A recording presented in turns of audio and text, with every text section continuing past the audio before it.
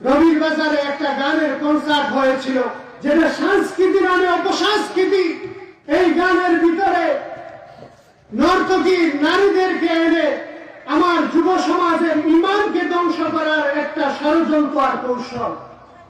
ইমানটা বড় দামি, আর ইমানকে ধ্বংস করার জন্য শুধু শয়তান আপনার আমার পিছনে লেগে আছে তা নয়, আপনার আমার পিছনে কিছু বেঈমান মুনাফিকরাও লেগে আছে। এই ইমানকে ধ্বংস করার জন্য গতকালকে আর একটা ঘটনা, যেটা অত্যন্ত নেক্ষারজনক ঘটনা, যে ঘটনা আপনার আমার যুব সমাজকে, আপনার আমার অনেক মা বোনকে ইমান হারা করেছে। আপনার আমার সরল মনা এই গ্রাম্য এলাকার মানুষকে ইমান থেকে বেঈমান হওয়ার জন্য একটা রাস্তা দেখিয়েছে। সেই ঘটনাটি হলো গতকাল রাত্রে আপনারা জানেন আমাদের এই পাশে রবির বাজারে একটা গানের কনসার্ট হয়েছিল, যেটা সংস্কৃতি নামে অপসংস্কৃতি।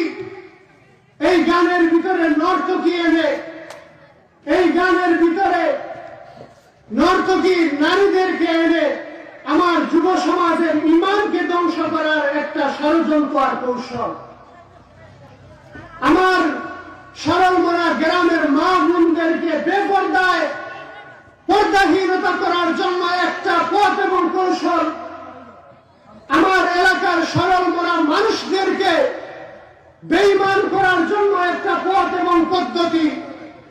যে গানের আয়োজন তারা করেছিল, সেখানে হাজার হাজার শত শত যুবকরা উপস্থিত হয়েছিল। এই শীতের ভিতরে, এই রাত্রের ভিতরে, শীতের ভিতরে হাজার হাজার যুবকরা উপস্থিত হয়ে সেখানে গান বাজনার সাথে রাত কাটিয়ে দিয়েছে।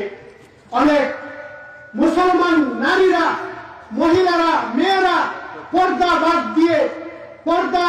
বাদ দিয়ে তাদের ইমানকে হেফাজত করা তো দূরের কথা, এই ধরনের সংস্কৃতি নামক অপসংস্কৃতি গানের আয়োজনে শরীক হয়েছে।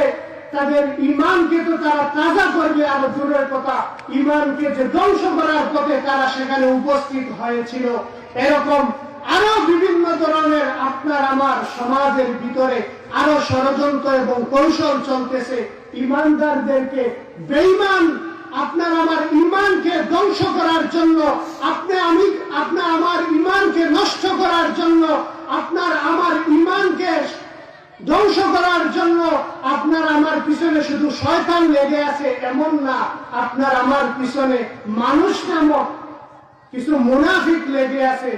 তারা বিভিন্ন সময় বিভিন্ন ধরনের সংস্কৃতি নামক অপসংস্কৃতির অনুষ্ঠান আয়োজন করে সেখানে আপনাকে আমাকে দাওয়াত দিয়ে, সেখানে আপনাকে আমাকে যাওয়ার জন্য বিভিন্ন নর্তকী, বিভিন্ন ধরনের গায়িকাদেরকে এনে বিভিন্ন ধরনের অপসংস্কৃতিমূলক কাজ করে আপনার আমার সরল মনা মানুষদেরকে, ইমানদারদেরকে বেঈমান বানানোর একটা পথ এবং পদ্ধতি তারা চালু করতেছে।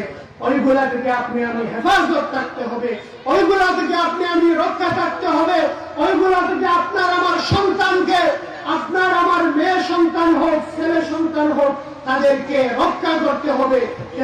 সুপ্রিয় দর্শক, আপনারা দেখছেন রবির বাজার নিউজ।